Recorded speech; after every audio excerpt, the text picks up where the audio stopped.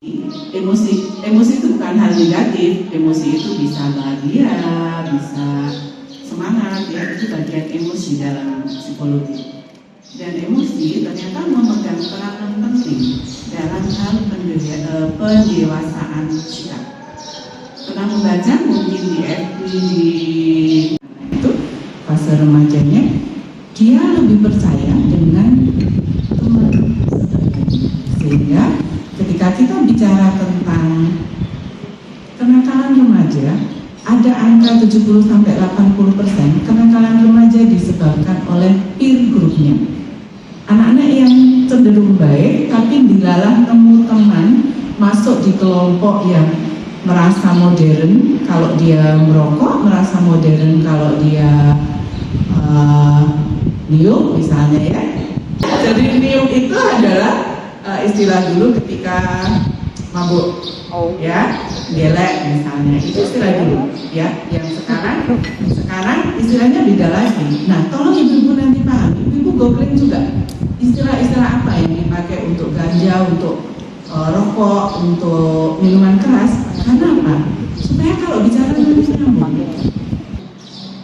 Kita tidak akan membahas yang tidak ideal.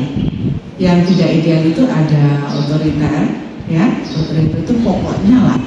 Pokoknya menurut Bapak Ibu, pokoknya dan biasanya dengan kekerasan, biasanya dengan ancaman. Awas lu ya, kalau kamu nggak nurut, uang jajannya nanti dipotong. Padahal beda ya antara hak dengan konsekuensi. Uang jajan itu hak anak, makan itu hak anak, bukan hak anak. Meskipun bentuk konsekuensi yang diterapkan, tapi usahakan konsekuensi ini tidak melanggar hak anak. 2 hari 2 malam atau 3 hari 3 malam, ibu nggak mau ngomong sama kamu. Sepertinya itu tidak ada, ya kan? Apapun yang terjadi kita tuh tetap ngomong aja, ya, karena hakikat perempuan mengeluarkan sekian ribu kata-kata setiap hari. Tapi kalau nggak ngomong jadi bumpet gitu ya. Iya, berbeda dengan Bapak. Tapi tadi saya bilang bahwa ayo hakikat hak anak ini harus diberikan. Semarah apapun kita, sejengkel apapun kita, terus konsekuensinya apa kalau dia melanggar? 9 sampai 18, ya kita bisa bilang bahwa oke, kalau kamu sudah tahu apa yang menjadi masalah kamu, apa yang menjadi sumber konflik kita akan bicara. Nah, ini jadi fase menunggunya ini adalah aku harus segera ngomong sama ibuku, aku harus segera ngomong sama bapakku. Nah, kita sebagai orang tua ya pakai 2 telinganya pokoknya. Bu, aku tadi merokok loh. Kira-kira ibu langsung ngomong apa? Misalnya anak-anak gak boleh merokok, terus tiba-tiba dia ngomong, bu, aku merokok loh tadi. Kalau bapak mungkin habis berapa? Besok beli ya 1 slop dan dia barengan. Pasti rasa kaget itu akan membawa pada hal negatif dulu, ya kan? Ini pasti udah jujur ya, ini kalau jujur ya marah gitu ya. Nah, tapi pada saat kita marah, apa yang kita dapat? Maksudnya cerita tentang kenapa dia jatuh, kenapa dia lecet-lecet, kenapa bajunya kotor, itu kira-kira keluar nggak? Enggak. Itu yang ada di catatan anak-anak kita. Gimana saya mau ngomong ibu, saya baru cerita aja dimarahin. Oke, jadi ini hal yang nyata ya. Saya ibu mungkin kita perlu banyak belajar tentang itu adalah labeling, stigma ketika sama dengan yang diceritakan putra putri ibu-ibu sebagian, saya tidak bilang semuanya. Itu adalah ya sama mau cerita, saya udah nggak mau ibu, karena apa? Belum bercerita banyak, saya sudah dicap dan dimarahi. Kenapa saya berulang mengungkapkan asertif? Karena asertif ini yang paling rendah nilainya di Indonesia. Ya, ibu pernah nggak bilang, saya kecewa, saya marah, saya benci, saya jengkel. Pernah nggak bilang seperti itu? Pernah nggak? Pernah? Yakin? Atau gini? Nggak apa-apa, ibu nggak sedih kok, ibu tuh hanya kelilipan tadi jadi makanya. Oke. Atau ibu capek? Nggak apa-apa, ini hanya pegel-pegel sedikit terus sambil dipijat-pijat sambil kita marah-marah sendiri. Ibu tuh sayang banget sama kamu loh, tapi kamu nakal banget. Lebih banyak mana? Mama nggak suka itu paling. Oke. Ya. Iya, akan lebih bagus adalah ibu jengkel. Iya, mama nggak suka. Ibu jengkel kalau kamu pulangnya telat terus. Ya. Ibu marah kalau kamu nggak membereskan.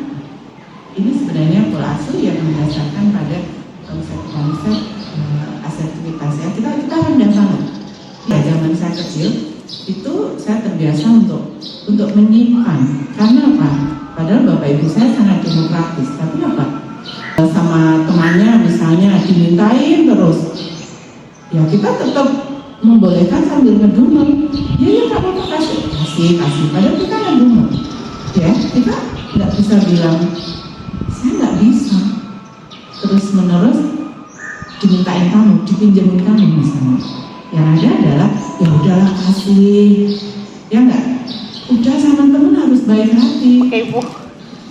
Iya, itu kalimat itu. Oke, nah ini rupanya kalau terus menerus diadopsi ya, kita akan cenderung menjadi menyimpan hal-hal yang negatif. Ada satu masa akan keluar dalam bentuk agresif. Agresif itu bisa agresif ke diri sendiri, bisa keluar. Jadi kenapa banyak anak-anak yang saat ini melakukan self harm? Dia akan mengiris-iris lengannya ketika dia merasa stres. Dia akan membentur-benturkan kepalanya ketika dia merasa marah yang luar biasa. Dia tidak mampu untuk bilang bahwa aku marah, saya kecewa, saya sedih. Itu adalah cara memahamkan emosi ada. Jadi kita harus tahu dulu ya, supaya apa? Supaya nanti bisa emosi negatifnya itu bisa kok dikeluarkan tanpa aku menilai-nilai. Emosi negatif itu bisa kok dikeluarkan tanpa aku mukul temanku, tanpa aku tawuran, tanpa aku merokok, tanpa aku hal yang negatif. Kenapa? Ngomong, olahraga, nulis, nyanyi, misalnya ya. Kemarin kita bahas tentang hobi-hobi juga yang bisa untuk menetralisir bagaimana kalau kemarahan itu muncul. Oke, saya kembali. Siap nggak ibu-ibu? Anak-anak boleh ngomong apapun dulu, baru nanti kita bahas. Terlukai nggak ego kita ketika kita membiarkan anak-anak? Aku nggak suka kalau bapak membentak-bentak dan tidak jelas. Kira Pak gimana rasanya? Ya, tambah marah. Iya, tambah marah, ya kan? Nah, kita sekarang nggak siap, ya? Bisa nggak kita bicara baik-baik adalah dari kita dulu menerima kondisi anak-anak itu. Aku nggak mau. Oke, terus siap nggak bapak dengan kondisi seperti ini? Akan ada fase itu, misalnya kalau anak-anak memang kita buka. Nah, di otoritatif ini kita memberi ruang. You bicara, kemukakan apa yang nggak nyaman. Nah, kita masuk, ayo baik-baik. Kalau berdiri, kamu duduk. Ya, duduk, ayo bicara baik-baik. Terus, jangan marah banget, oke? Kamu ingin teriak?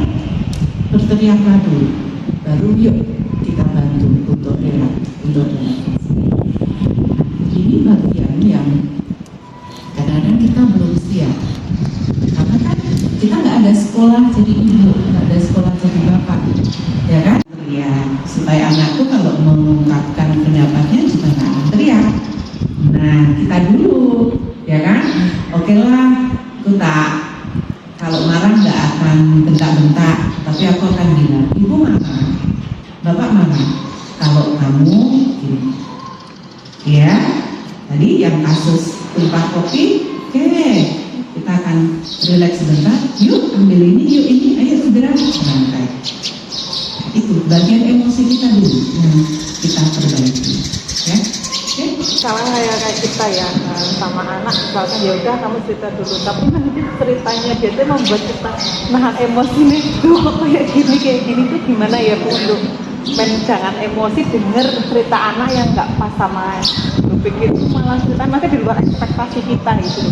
Kita nggak punya obat untuk diri kita selain nafas, oke? Jadi kata kuncinya adalah tidak bertindak spontan. Udah, pokoknya udah mau apapun. Nah, ini susah. Terus kembali ke apa?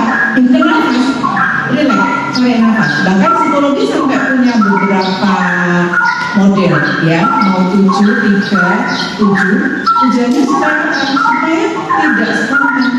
Coba tarik nafas 7 hitungan dari hidung, tahan di perut 3, lepaskan 7 hitungan lewat mulut. Seperti kita ngambil dulu. Ini sudah, ya. Kita komentarkan tuh loh, kita jawabnya apa loh. Sebentar, justru harus tarik nafas dulu. Iya, kan sudah teng ya, sudah harus gitu. Nah, supaya tidak melukai, supaya tidak jawabannya menjadi anak enggak tadi, ya itu dulu. Udah relax dulu. Oke, aku mau ngomong Dek, misalnya, beri waktu ini 5 detik. Ya, kalau kita sudah, oke, kamu sudah selesai. Jadi prinsipnya adalah kamu sudah selesai belum bicara? Sudah, aku sudah selesai bicara. Nah, ini mulai masuk nih relaksasinya. Jangan ngomong dulu pokoknya. Gelas pecah, ngomong dulu. Coba saya analogikan. Apa yang keluar? Terang berat ya. Sok. Apa yang kita ucapkan? Enggak. Marah lagi. Makanya gimana sih? Gitu ya. Oke ya, ya. Padahal sebenarnya yang mau ditunjukkan adalah nilai matematika 10. Kira-kira keluar nggak? Enggak. Nilainya itu disimpan. Itu hal baik loh, ya. Karena kita fokus di apa? Petahnya Di petanya gelas. Itu gelas sudah hilang dulu. Itu yang sering terjadi di kita. Benar nggak Bu? Ya. Benar nggak? Ya kan? Material. Padahal gelas itu di lantai sana masih dijual. Pabriknya masih banyak.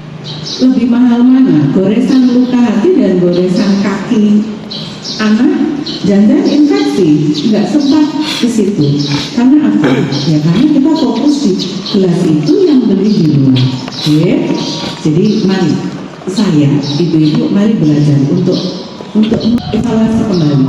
Kira-kira spontanitas dengan diam dulu, tarik nafas dulu. Saya tidak bicara ini sisi emergency ya. Pada kondisi coba pakai nafas kita. Terus lama. 737. Jadi kalau kita masih marah, terus bentar ya, mau nggak ambilin air untuk ibu? Ibu kaget tadi. Jadi biasakan untuk mengemukakan emosi kita sendiri secara jujur. Ibu kaget loh. kaget karena marah beda. Terus kita jujur juga, iya tadi ini sampai aduh kayaknya marah ya. Tapi setelah kita selesai dengan kakimu kena nggak? Kakimu luka nggak? Ada perhatian terhadap. Iya, jadi makanya tadi saya bilang bahwa kita sayang banget sama anak kita, tapi kadang-kadang mengkonfuskan cara berpikir anak. Ibu gelas aja sampai bentak-bentak aku sampai kenceng, ya kan? Ya nggak? Ya kan? Iya. Maunya kita hati-hati itu hilang di anak. Karena apa? Spontanitas kita yang pertama.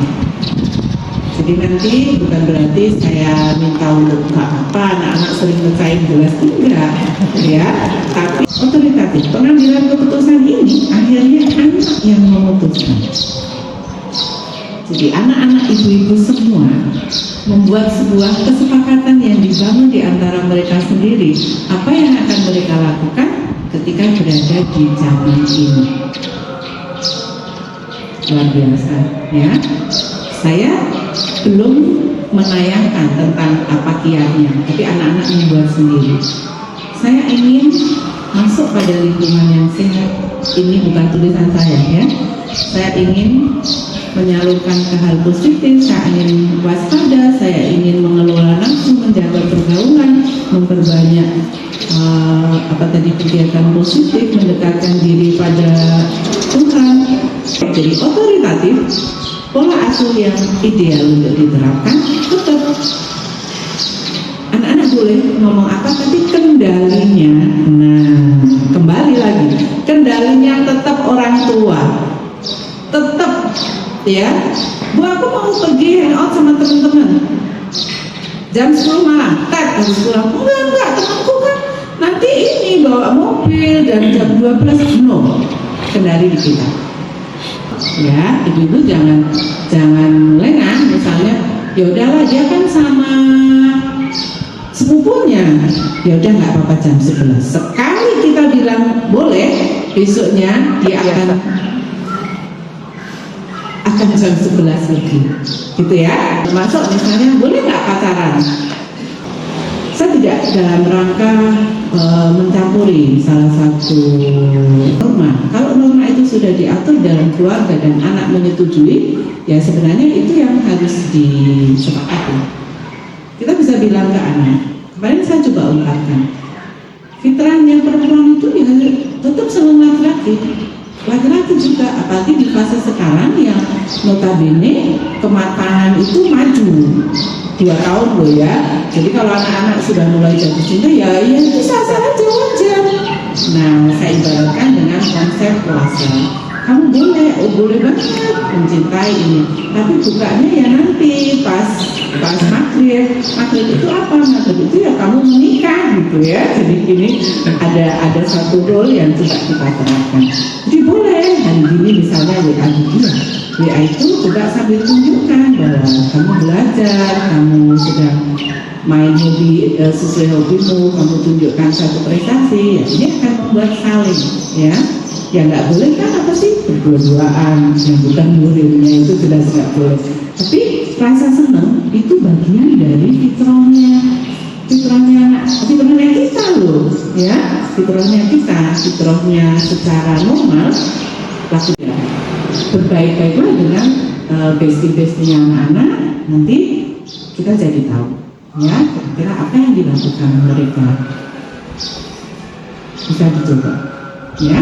Jadi kita nggak boleh senangnya, tapi yang nggak boleh adalah sesuai yang kita sepakati. Oh, kalau berjodohan nggak boleh, tapi aku senang. Oh boleh, ngasih coklat boleh nggak? Boleh, ngasih bunga boleh nggak? Oh why not, ya kan, menunjukkan satu ekspresi rasa sayang itu, tapi kesepakatannya itu yang dimana. Kita tidak dalam rangka ini salah dan benar, tidak, tapi saya coba untuk kita introspeksi pada diri kita semuanya. Tadi yang saya bilang, dari anak mau cerita, kadang-kadang yang muncul dari itu adalah ibu, ya, termasuk misalnya, ibu aku boleh nggak, misalnya anak laki-laki, aku mau nembak dia, terus jadi pacarku, boleh nggak? Ibu akan jawab apa? Nggak boleh, masih kecil. Nggak boleh, kamu masih kecil gitu ya, masih kecil. Sementara ibu lupa, dia mimpi basahnya udah kelas 9, kelas umur 9 itu kelas berapa? Kelas 4 SD, kelas 3 SD, ya kan? Lupa kan mimpi basahnya itu. Bapak tanya nggak anak-anak mimpi basah usia berapa? Pernah tanya? Nah, terus dia dapat pengetahuan itu dari mana? Padahal pada saat kalau menstruasi ibu biasa nanya ya, tapi bapak enggak. Terus bagaimana dia mendapatkan satu pemahaman bahwa pada saat itu fungsi reproduksiku sudah mulai berjalan. Pada saat itu Tuhan itu sudah memasukkan rasa-rasa tadi ya, yang wah aku kok lihat itu cantik banget ya. Padahal kita nggak siap nih, ya. Padahal ketika kita siap dengan mendengarkan dia cerita tentang si A yang tiba-tiba cantik cerita, ya kan?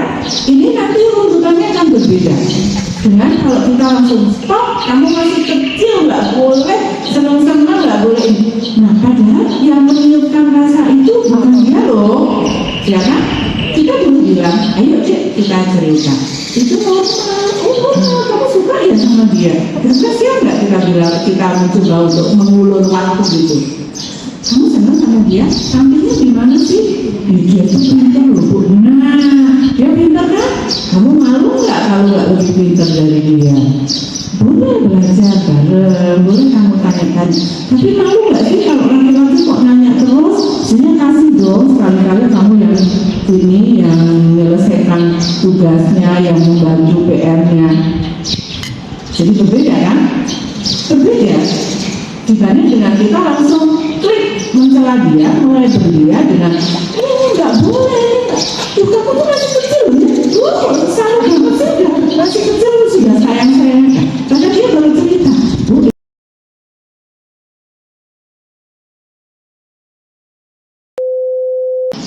coba Bapak buat yang ada di sini untuk memerintah nanti lebih banyak kakaknya saja. Apalagi kalau anaknya nggak jauh, ya. Ibu-ibu usahakan libatkan bapak ketika meminta anak belajar, mau mengaji, mau mandi dan sebagainya. Kenapa? Kenapa? Kenapa? Secara fisiologis suara bapak lebih nyaman ketika teriak dibanding suara ibu, ya. Dan suara ibu itu kalau teriak itu telinga kita menjadi tidak nyaman. Ini betul, ya. Ya, jadi lebih baik sekarang mulai berganti perintah ya. Terus gimana kalau bapaknya nggak ada? Nah, berarti itu akan belajar untuk apa? Tidak terlalu meninggikan suara. Kalau perlu datengin stop, gitu ya. Ini kalau perlu. Karena kita sedang mencoba untuk mengurangi suara menjeritnya itu. Jadi saya ingin bapak-bapak terlibat dalam hal ini. Misalnya, mandi. Ya, kalau suara saya sudah mencoba untuk belajar supaya nggak terlalu melengking misalnya ya. Kemudian ibu juga boleh belajar untuk intonasi. Ini saja sudah membuat kita misalnya, oh ternyata harus belajar ya untuk suara-suara itu bisa. Jadi saya tidak misalnya kok ada orang bilang ya nggak bisa, saya sudah begini dari live. Waduh, itu namanya nggak mau berubah, ya kan? Terus biasanya kita itu nyuruhnya udah pelan dulu deh, udah sore pakai ya bentar. Nanti kembali deh, udah sore deh, ya bentar. Nah, berarti kita kembali lagi, anak kita berada di karakter mana? Pada anak-anak dengan responsif, anak-anak yang berdaya kupu-kupu, itu kita mau 100 kali ngomong dia akan mendengarkan. Oke, mandi. Sudah sambil tangannya diangkat, gitu ya. Mandi. Oke. Oh, sambil gini. Iya, pada anak responsif, ya. Pada anak-anak yang tipe upacara, anak reseptif itu banyak yang punya anak nurut. Kalau nggak mandi cepat itu malah bisa. Ya yo, ibu gua anaknya termasuk yang mana? Bisa, ya kan? Sudah, ibu coba diajak keluar anak-anak tipe ini, diajak main. Jam 4 itu dia udah gelisah. Aku harus mandi, aku cepat pulang gitu ya. Ini anak-anak yang tipe upacara. Jadi semuanya runtut gitu ya. Ya, coba kalau anaknya 4 kita bisa lihat kira-kira perbedaannya gimana. Tapi rata-rata kan karena gadget kita ya itu jadi membuat anak-anak menjadi makanya ada lagi yang namanya kerangkai, yang namanya role di rumah itu. Nah, jadi suara perempuan ini nanti bisa dipakai untuk ini mendongeng, bercerita ya. Tapi kalau mau cerita dan lain-lain, Bapak ya Pak ya. Pak, lalu. Nah, oke.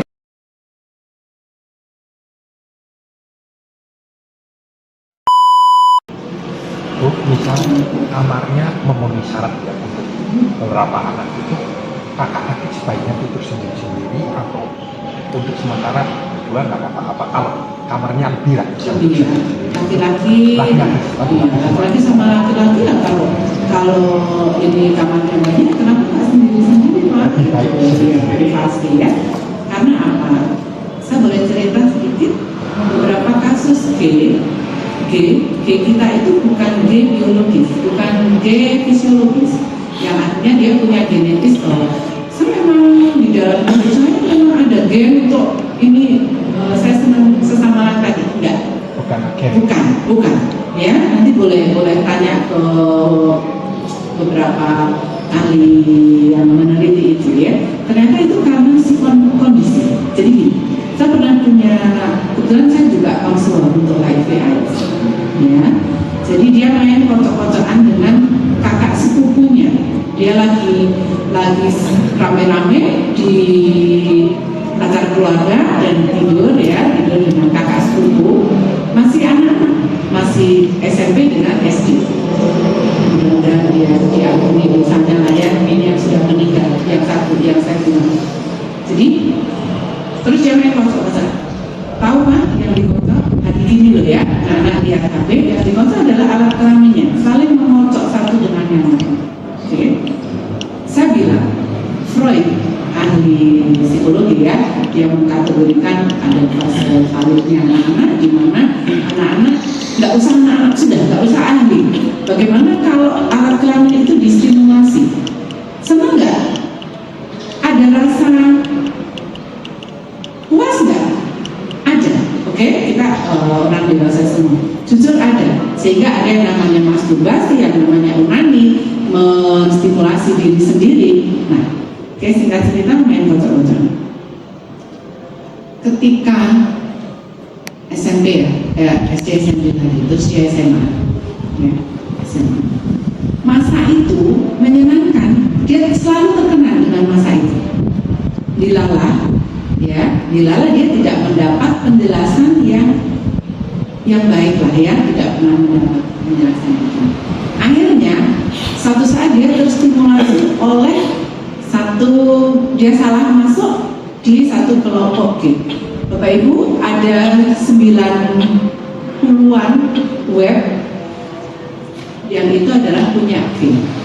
Kebumen malah ada, betul-betul ada G Kebumen, itu ada. Jadi kalau masuk kita susah keluar. Nah, saya cerita ke anak-anak kemarin, jangan pernah membuka web-web yang kamu tidak kenal. Oke, nah singkat cerita dia masuk di situ. Dia teringat bahwa pada saat itu dia main itu sama laki-laki kok nyaman ya, kok enak ya. Kalau kita mengenal libido, kita mengenal satu fase terpuaskan ya. Dia mengalami itu. Akhirnya apa? Ya udah nyaman dengan laki-laki. Nanti kalau sama perempuan malah jadi hamil, repot.